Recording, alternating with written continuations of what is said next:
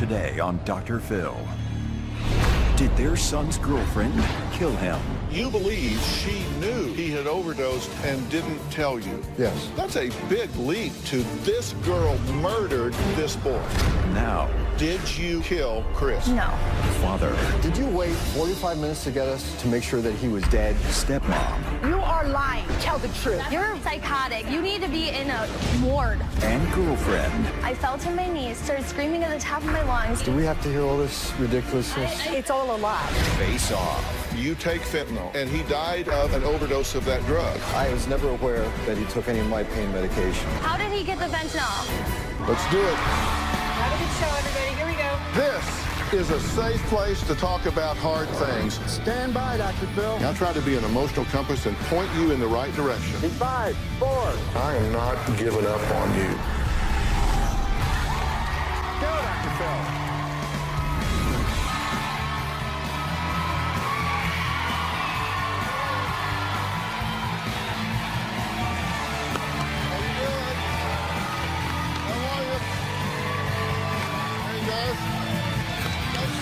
Thank you very much. You know, today we're talking about 20-year-old Chris. He was a really fun-loving guy. He was in great shape, planning on joining the Marines. He was a young man with his whole life ahead of him. But sadly, that life would be cut short just a few weeks before his 21st birthday. Chris was found dead from a drug that is 100 times more potent than heroin and on the rise in suburban areas. And his parents would be pointing the finger at his girlfriend, Tony. Take a look. Prior to my son going out with Tony, I never knew him to be involved with any drugs. It was totally out of his character. He was a fitness nut. The night my son died, Christopher got sick after partying with Tony. Christopher started complaining about not feeling good, and something didn't seem right between the two of them. Around 10 o'clock, Christopher and Tony went up to their bedroom, 11:15. Tony yelled up the steps to Sally, "Is Christopher up there?" Sally said, "No, he's not up here." And then she said, "Well, maybe he went for a walk." That's when Sally went all the way down the stairs and confronted her and said, "What do you mean he went for a walk?" So I was like, okay, so like, where is he? She's like, well, I don't know. What if something really bad happened to him? I had a chill through my body because of the way she had said that. When I came up those stairs and banged on that door, I knew by the second bang something was really wrong. I ran back down, ran over. I said, Bob, you gotta go right now. Something's wrong with your son. I know it. I pushed the door in hard. He was sitting on top of the toilet, chin on his hand, with his eyes barely closed.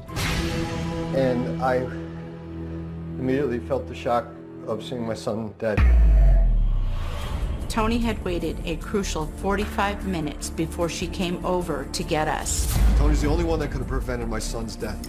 Tony knew right where Christopher was, and she lied to us. If she had come to us sooner, he could be alive today. Whatever you were doing, you left him for 45 minutes. In the state of New York, they call that murder. Well, Bob and Sally say they are convinced that Chris's girlfriend caused their son's death after she disappeared and did not even attend his funeral. Tony is continually making statements, trying to divert the blame for my son's death. While we were at the hospital, Tony did go into the bathroom and she was flushing the toilet continually, and I figured that she was probably getting rid of any kind of paraphernalia she might have had on her. But as the days went on and I started seeing the Facebook and the text messaging mentioned Adderall and marijuana and tinnies. This is the case in which I found on the outside pocket of Christopher's suitcase. And when I opened it up, I dumped out what was in it, and what was in it was a piece of tin foil. On the inside, I had found something what appeared to look like plastic, burnt and melted. Tony Ann needs to start being honest with herself. She needs to admit, okay, I was partying. It's all over the internet. Everybody sees it. You're not fooling or kidding me. I believe Tony is psychotic because there was pictures of her on Facebook at a college party and where she was drinking with a bunch of guys and she was making cheers to Christopher, how we miss you, bro. I would like to see justice because she is continually bringing this up and actually making a mockery out of my son's death. First off, obviously, I have to say I am so sorry for your loss. as a father of two boys, I just cannot even imagine. So I'm very sorry for your loss. Your position is that his girlfriend, Tony, is responsible for his death in two ways. One, she didn't alert you, and B, got him started on drugs, right? That's exactly my position. So you believe that she knew he had overdosed and didn't tell you? Yes. Why do y'all believe that? Did you talk to her first? I did, because after coming home, I went upstairs. Christopher was complaining about not really feeling so good, so we weren't really sure what was going on. He seemed a little distant from his dad since he had gotten there, and for me, I found it to be kind of odd. What does that have to do with her causing his death? I hear you talking about all that, he was acting a little different, he was talking to this one and not that one. That's a big leap to this girl murdered this boy. The social awkwardness, which was never present in my son's life and myself, began to happen on this particular visit. And Tony was very much aware of it, and she was more or less keeping my son from having any direct personal contact with myself. And this particular night, when we'd returned from a restaurant, Tony and Christopher went to their side of the house, just disappeared, no formal good night, nothing of that sort. And then within an hour or so is when Tony represented herself to Sally by asking us where Christopher was. This was late at night. I was starting to fall asleep. Sally was sitting up. She was very perplexed about the way the whole evening went because while we were together in the car, they weren't talking at all, but they were texting each other in the backseat of the car. And Tony did not obviously want me to hear what she was talking about. And my son was very upset. He didn't feel well because I think all the pressure was really starting to bother him with her being a dividing force between us. Okay, so one of the things you're pointing to is that your son was seeming to distance himself from you and under pressure, get really involved with this girl. But that seems to kind of be the natural order of things. Now, maybe you don't like the girl or whatever, and so that you think maybe a bad influence or whatever, and I understand that. But you say Tony that night was high as a kite. Oh, she appeared to be. Not knowing the whole full length of what was going on prior to their visit out in Wisconsin. And out in Wisconsin, they seemed to be going to a lot of parties. Bob had showed me the Facebooks and showed me pictures, and I just seemed to see all drinking, all partying. That's all I saw all over their internet is partying, partying, partying. They're underage children. In Wisconsin, I do believe the law is 21 to be able to drink. What else they did at these parties, the depth of it, I don't know. Well, let's fast forward to the night, because you're talking about things that I understand that you may think there's a causal link there because of the pattern of behavior that was developing. Absolutely. Right. So I mean, it's not that I don't get it, but right. As a parent, you see the development from childhood it's to a pretty adult. big leap. But let's look at the timeline of what happened, so we just know kind of what the sequence of events was. Okay. Very good. Now, we're talking about March 16th. Chris buys foil to make a tinny to smoke marijuana. Okay, now we know that. March 18th, it's reported that he smoked marijuana to help him sleep. I have no idea. I wasn't aware of that. But okay, well, I'm giving you some information. Okay. Then on the 19th at 5:30, it said that he smoked marijuana to relax. And we'll be able to discuss this in a little bit. 8 p.m., he complains he's tired and has a headache. At 10:43, Chris texts Tony, "I'm really car sick." At 10:50 p.m., Chris goes to downstairs bathroom to throw up. At 11 p.m., Tony hears Chris go to the upstairs bathroom. And at 11:35, she asks Sally and Bob about Chris's whereabouts. Is that true? The last part is absolutely true. Okay, 11:48, Chris is found unresponsive in the bathroom. Sally calls 911 and Bob starts CPR. Correct. All correct there? Okay. Then March 20th now, At 12:30 a.m., the first EMS responders arrive. 1 o'clock, paramedics arrive and try to resuscitate Chris for an hour. 2 o'clock, he's taken to the hospital. At 2:40, you're informed that he has passed. I actually went to the coroner's office in Connecticut and obtained the coroner's report. And he was pronounced at 1 o'clock at the hospital, 1:01. I believe he arrived at the hospital at 1 o'clock, and they pronounced him 1 minute after he was there, because my son never left that house alive. When somebody in the fruit of their life dies unnaturally, it is actually considered a homicide until proven otherwise in most circumstances. I mean, it was a mistake to remove him from that house because he never showed a sign of life. Well, let me ask you a few questions, because Tony, who we'll talk to, says that you refused to let the EMS do CPR on him. It's ridiculous. I was doing rescue breathing, while my friend Tommy was doing chest compressions. And you're a firefighter, correct? I'm retired. But you've trained as a firefighter. Yes. So you're trained in all of this. Trained in all so of this it. wasn't just you making this up as you go along. You know what you were doing. It is very methodical. Bottom line, you two think, but for him meeting and being in a relationship with Tony, he would be alive today. Absolutely. Okay. And you understand that she believes you killed your son. That's what I heard. She believes that you killed him out of revenge for your ex-wife. It's just, you know, it's an hysterical laughter, I'm sorry. But it is so absurd that, well, I think that that is a sign of a deep sickness in a human being to even say that. Well, Bob and Sally have not seen Tony since the night their son died over a year ago. 17 months. She's been watching the show backstage. They haven't seen her. They said she didn't come to the funeral. Well, she's here. She's going to come out, and we're going to try to get to the bottom of this. We're going to find out what she has to say after the break.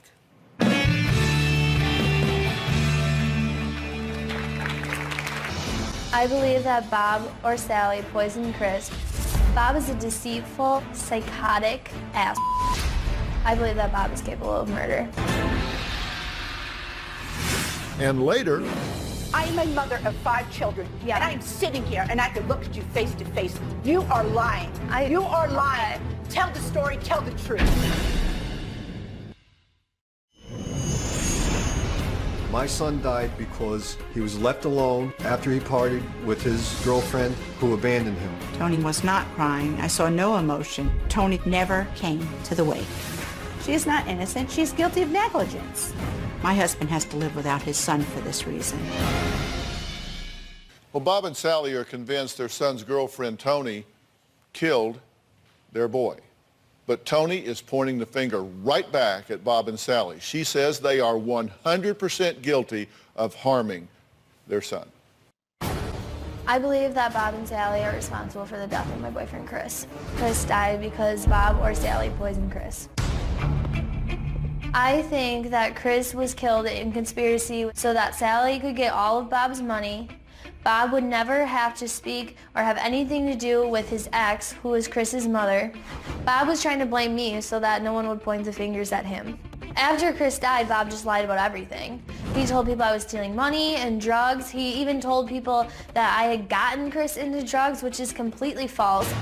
When I spoke to the detective after Chris died, they told me that he had died of acute fentanyl poisoning. Bob did not want an autopsy done on Chris because he knew that they would find Bob's fentanyl in Chris's system. If Bob gave his fentanyl to Chris and that's why he died, Bob should be responsible for murder. Bob is a deceitful, psychotic ass. I believe that Bob is capable of murder. It's been over a year since Bob and Sally have seen Tony. Well, she is here today, so I'm going to ask her to join us for this conversation. Tony, come on out. Hi, Tony. Dr. Phil, how are you? Good, how are you? Have a seat. All right, Tony, you've been listening to the show so far, so you know the positions that have been taken here. Are you responsible for this young man's death? Absolutely not. Did you kill Chris? No. Did you know that Chris has overdosed in the bathroom, was on the floor, and failed to tell anyone for 45 minutes because you thought you would get in trouble? Absolutely not. I didn't even know fentanyl or any drug was involved until 2 months after he died. I had believed he died of a brain aneurysm. I said they took some leaps in saying you guys were spending too much time together and you were a wedge between them. That's a big jump from that to saying that you murdered this boy. But then, I read here that you say that he killed his son because he hated his ex-wife and wanted revenge. Why do you say that? Because after Chris died, I learned a lot about the truth. Before Chris died, he had believed so many lies about his mother that came from Bob that were completely false to make Chris completely hate her. And that alone, why would you manipulate your son to hate the most important person in his life? That doesn't make sense to me. I understand, but I'll say to you what I said to them. That is a quantum leap to therefore he poisoned his son to get back at the woman. Yeah. That's a... I'm sorry, it's so... Go ahead. It's so unbelievable that I can't believe that she could sit here lie straight out to myself and to the world. Okay. I mean, their bedroom was no more than a foot away from the bathroom. She obviously, she admittedly came down the stairs, asked where Christopher was. He was in the bathroom right next to her, right next to the room that she was in. She eventually came, after telling 3 stories about, where's Christopher? He's in the downstairs bathroom throwing up. She was standing right next to the downstairs bathroom, telling Sally that he was in the downstairs bathroom throwing up. The downstairs bathroom door was wide open. He was not in there. Then I heard Tony say, is he outside working on the car with his father? And Sally said, it's snowing out. What are you talking about? Where is he? She said, I don't know, maybe he went for a walk. As she said that, I started getting up. Sally said, where is Christopher? And I heard Tony say, what if something really bad happened to him? I don't know. Then she told Sally, he's in the bathroom upstairs and I was banging on the door and he won't open it. What should I do? And Sally ran across to the house and started going up the stairs, and she called to me. She said, Bob, come up here. And she screamed at me to come up here in panic. So I pushed the door as hard as I could. It flew open, and there was my son. Okay. Respond to what he's saying. Yeah, first of all, from the time I walked out of the bathroom when I had that really sick feeling something's wrong, I saw the light was down there. From the matter of the time that I saw that to the time I went down and up into their room to the time that Bob knocked that door down was probably maybe about 2 minutes. I ran down the stairs, ran up into the room. I said, is Chris in here? They said no. Bob was awake.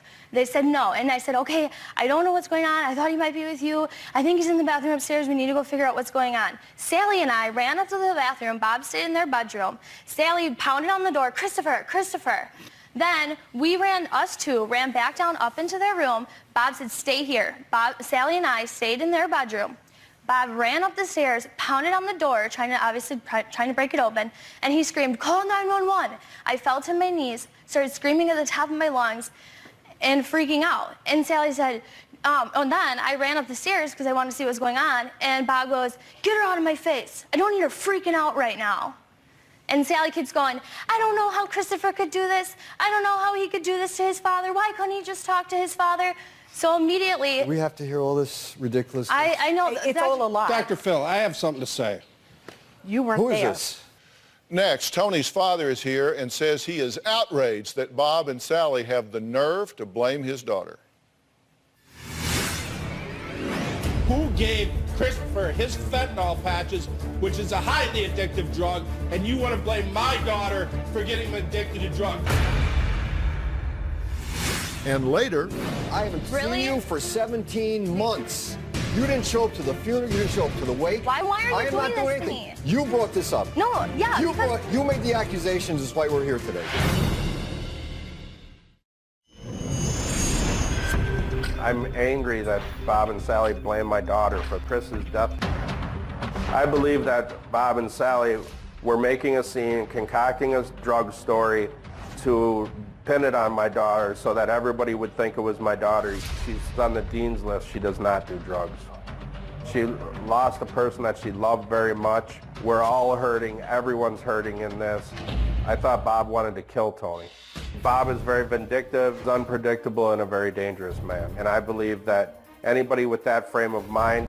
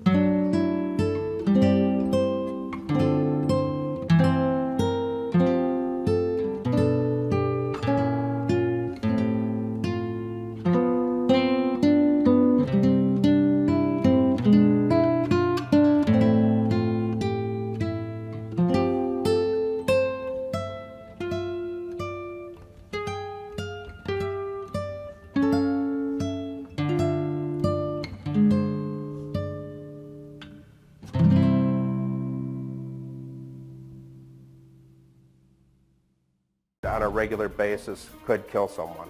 We fear for our safety coming out to LA. Okay, Rick, thank you for joining us.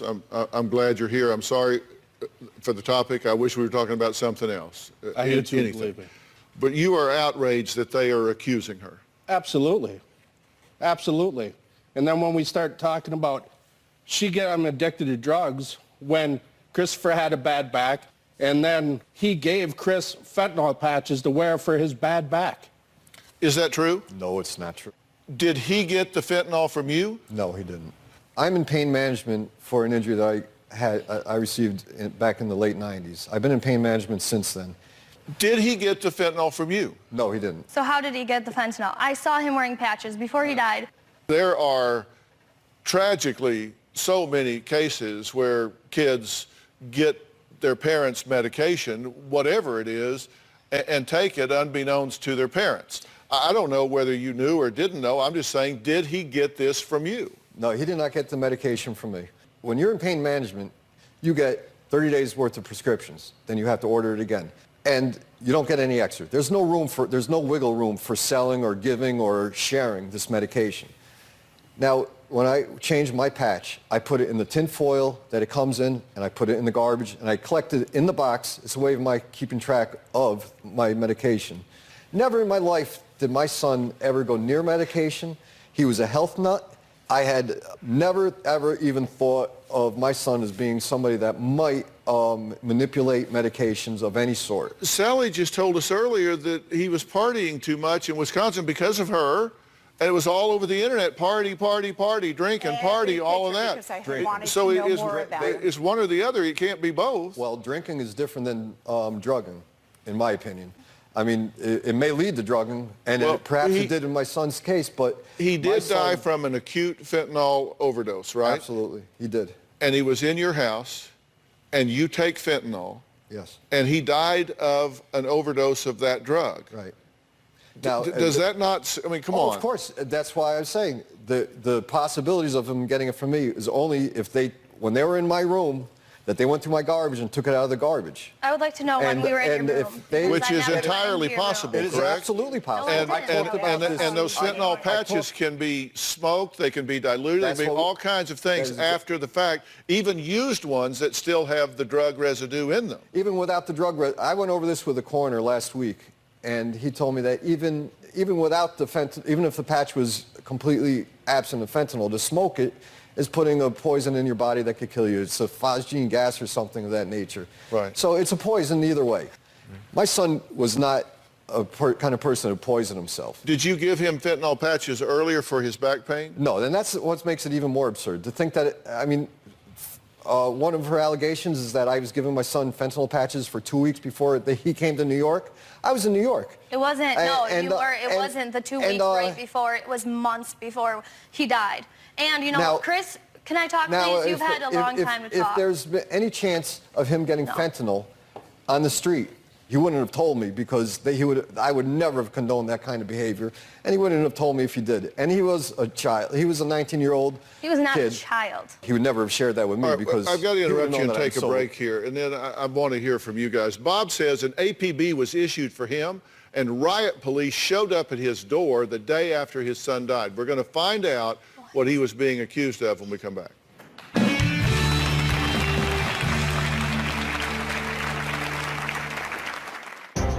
I was so scared of Bob because Bob is probably the most manipulative person I've ever met in my life. If I had to use one word to describe him, I would say Bob is evil. And later... You need to keep quiet, because I'm going to tell you something, young lady. Pardon me? You are lying. First of all, you don't tell me to be quiet. I'll tell you that right now. I don't care. I don't even know you who be you quiet. Are. Whatever. I believe that Bob is very mentally unstable. When 5 of Chris's friends came out from Wisconsin for Chris's funeral, Bob kept calling these kids off of Chris's cell phone. I called Bob back and I told him, quit calling the kids. They're with me. They're safe. He said that he had a gun and that he was going to come after me. And I said, Bob, is that a threat? He hung up. I did call the police and I filed a police report. Well, Tony's dad, Rick, says Bob made threats on his life, and Tony believes Bob is behind her boyfriend Chris's death. But Bob says he is not a murderer. The real killer is Tony. Do you believe that she killed him intentionally? I would like to ask Tony, did you wait 45 minutes to get us on purpose to make sure that he was dead? No. Okay, first of all, if you're home with someone, if you're at a house with someone and they get up to go to the bathroom and they're gone for a little while, you do not assume they are dead. You do not assume they are dead. You said that he was in the bathroom throwing up, so he's no, sick, and you didn't stay with him? No, this is what happened. When we got home from dinner, I went into the downstairs bathroom to use the bathroom. When I was opening the door, Chris came in and said, I'm going to be sick. I said, okay, I'm going upstairs. I'm going to get the TV on and get in pajamas. Just come up there when you're done. So I went upstairs into the bedroom. A few minutes later, I heard do. I heard him go upstairs into the bathroom, okay? So I'm watching TV, I'm listening to TV. 10 minutes goes by. I pause the TV. That's when the windows are open. I hear a car outside. That's when I think maybe Chris was out there trying to fix it. And then about 10 minutes later, I texted him. I said, where are you? He didn't respond. I called him. He didn't answer. This is when I opened the bedroom door, saw that the light was on, the bathroom was locked. But I'm not thinking, okay, he had been in there for 40 minutes. That's when I ran down, got you, and we ran back up, and you pounded on the door, Christopher. I'm not lying, so this is going to be he said, she said the whole time if this is how it's going to go. I'm just telling you right now. I don't know what to do. Tell the story from the beginning. You need to keep quiet. Because I'm going to tell you something, young lady. Pardon me? I am a mother of 5 children, and I'm sitting here, and I can look at you face to face. You are lying. You are lying. Tell the story. Tell the truth. That's exactly. That's been it since day one, no, Sally. It's not. No, it's yes, not. Yes, it is. First of all, you don't tell me to be quiet. I'll tell you that right now. I don't care. I don't even know who you are. You be quiet. Just chill. Whatever. You don't tell me. Sit out of it. You are not part of this conversation. Okay? You don't matter at all. Part of the conversation is you need to be honest with yourself. I am being honest. No, you're not. I am nothing. No, you're not. That? You and I never walked over there. Never. Yes, we did. No, we ran up the stairs. You pounded on Christopher. Yes, I did. I swear to God on my life. Do a lie detector test on me. You know I wish we did a lie detector test. I don't really care. You need to face I'm a pathological liar. yourself in the mirror. Because you know what? There's nobody else you're fooling here. Okay. This is not about anybody else. You're ridiculous. This is about telling. No. This is about Chris. You're right, it is. You're Who right, hated you, by the way? You have a lot to face up to, and the one thing is, you be guys are honest with psychotic. yourself. You need to be in a ward. It's very sad. It's just pathetic. So you're a doctor. You can diagnose No, people. this is a doctor. So let him do something. Your father cannot cover you. And I can. Thank you. And I'm curious what you have to say about all of this. I don't think you're nothing. I think you're this girl's father, and I think that you have a vested interest here because your daughter is under attack, and I want to know what you have to say. I want to start this night from the time they went to dinner. When Chris was already sick prior to going out to dinner and told them that he was sick, and not that he went home and they all of a sudden smoked all his dope and died. Let's start the story from the beginning of the trip. Here, let me tell it, because I have Whose car was not safe enough to even drive to college? Who I had to send my son. She goes to college 2 miles away from our house. I had to send $2,000 to my son to get her, put new tires, new brakes, new struts in her car. Yeah, because it was unsafe. Okay, hold on. Let me hold on. I didn't want to see any harm come to you. And you say that Chris was with me all the time, that's because he loved me. And I didn't want to see any harm come to you. That's why I brought... Then why are you doing this to me? Then why are you doing this to me? You brought this up. No, yeah. You made the accusations, is why we're here today. I've never contacted you. I haven't seen you for 17 months. You didn't show up to the funeral. You didn't show up to the wake. Tell me what your goal is in being here with her. What is it you want to achieve here? I am here basically in defense.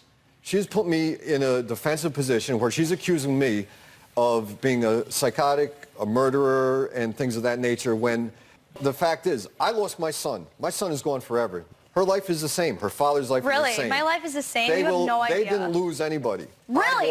I lost my son. All right, we're going to take a break, and we're going to meet one of Chris's childhood friends who says Chris had a secret that ultimately cost him his life. We'll be right back.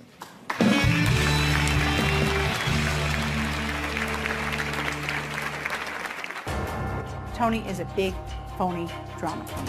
She's a crazy nut that is controlling and bitchy. I did not tell Tony to come to our house and do drugs. I want Tony to wake up to the full reality of her actions. This is a serious thing.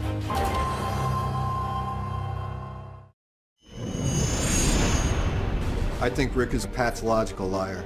I absolutely believe that Rick knows exactly what happened, but it was apparent that they were making a smokescreen to block any kind of contact with them, and they were trying to make me look like a horrible person. Rick called New York State Police and made up a story that I was a dangerous sniper from the Marine Corps, and that he felt that I was coming to shoot them. This was a false police report. This is a crime. This is a felony. Well, Bob says he is convinced that Rick knows what really happened to his son and is using every tactic he can think of to cover up for his daughter.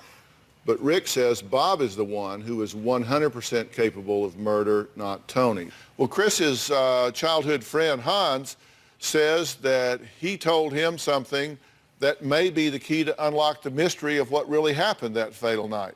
So Hans is joining us via Polycom. Since Chris was younger, he had surgeries on his shoulder, on his knee.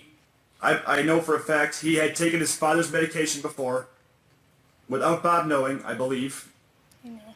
And basically, what I need people to understand is people aren't looking at Chris. Chris could not work because of his back pain, did not have a job.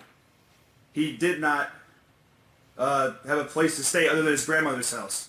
At 20 years old, all your friends are in college. Everyone has a direction to go. He had nowhere to go. I believe Chris was depressed. I believe he was in a lot of pain. And meeting his new stepmother put a lot of stress on him. Are you saying that you believe that this could have been a suicide? No, I believe that Chris was using pain medication because he was depressed, because he was stressed out. Whatever happened, it was an accident. And you told Bob that Chris was stealing his pain meds? Yes. Okay. And how did Bob react? I also told him at the same conversation that he had been smoking marijuana, and he assumed that had led to tons of other drugs or things that Chris might have gotten into. Was he doing any kind of drugs, either marijuana or pain meds, before he met Tony?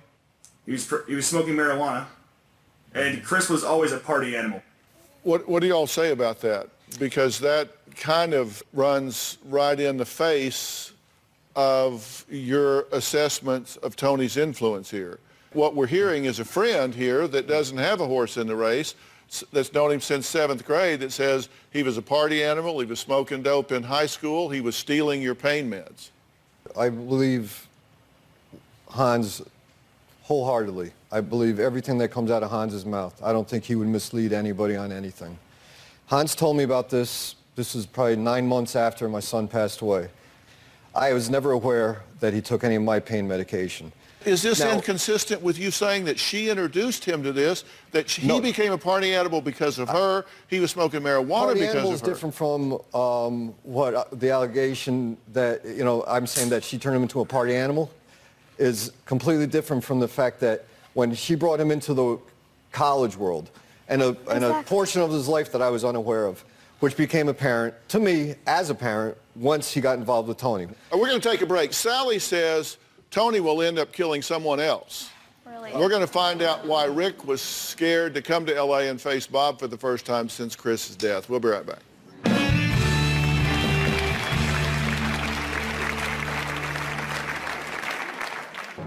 Sally's a fake, controlling person. I could literally rip her hair out.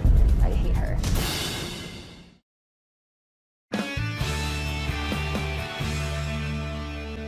Look, I've got to say some things here, or I'm not going to feel good about how we've spent this time here. You've heard me say a lot of things. One thing you have not heard me say is I know how you feel. Because if you haven't been through the loss that you've been through, you just simply can't know. So I don't know how you feel, and maybe that's a good thing, because maybe it's good to talk to somebody that has a different perspective or some different objectivity about it. I think you guys, in your pain, are demonizing Tony here. And, I wasn't there, and I don't know what happened. What I do know is that we have a young man here that looks to me and sounds to me to have been a very fine young man and had challenges that he was facing physically, and like a lot of kids that age, probably made some decisions and choices that were not the best. I know that he died of acute fentanyl overdose, and his dad was on fentanyl. And he was in his dad's house, and there was fentanyl in the house. You know as well as I do that to juxtapose him to those drugs, whether he got them out of the garbage outside or who knows where he got them. But he got it off the street because he didn't get it out of my prescription because my prescriptions were untouched. And I think you would know Absolutely. if he had. And this looks to me to be very, very likely an accidental overdose by a kid that got ambushed with a drug that he didn't understand the potency of. And I mean, it's killing people all over the country the same way. And I think this was a tragic accident. And I hate that that is what happened, but I do think that's what happened. I certainly don't think I have seen anything. And listen, I've evaluated serial killers. I've evaluated passion killers in marriages and relationships and families in every possible way. And I can tell you, I don't see this murderous complex of characteristics in this young woman that would be necessary to hatch this kind of a plan. So I think you are brokenhearted, and I think you are angry, and I think you are experiencing a rage that comes with grief. And I think this is a target because she was not perceived by you to support your son's relationship with you. And I think that colors the filter through which you look. And I have a critical question to ask everybody here that I think will bring some real light to this situation. I'm going to do it right after the break.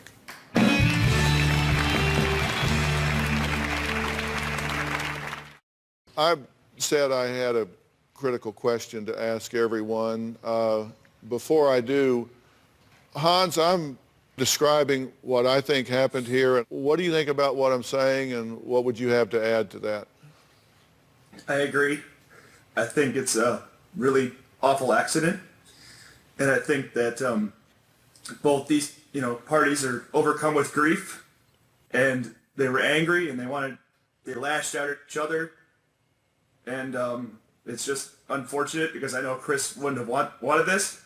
Well, I did not know Chris. I'm sorry that I never had the privilege of meeting him. I think he was very fortunate to have you as a friend, and I think this family is very fortunate to have you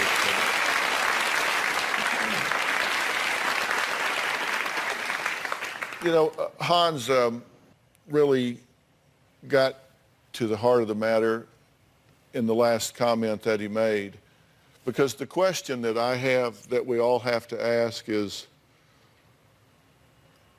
what would Chris want right now? I know it's easier for you to see, that he lost his son, but Chris is my best friend. I know he would not have wanted this to happen after he died. What would Chris want, Bob?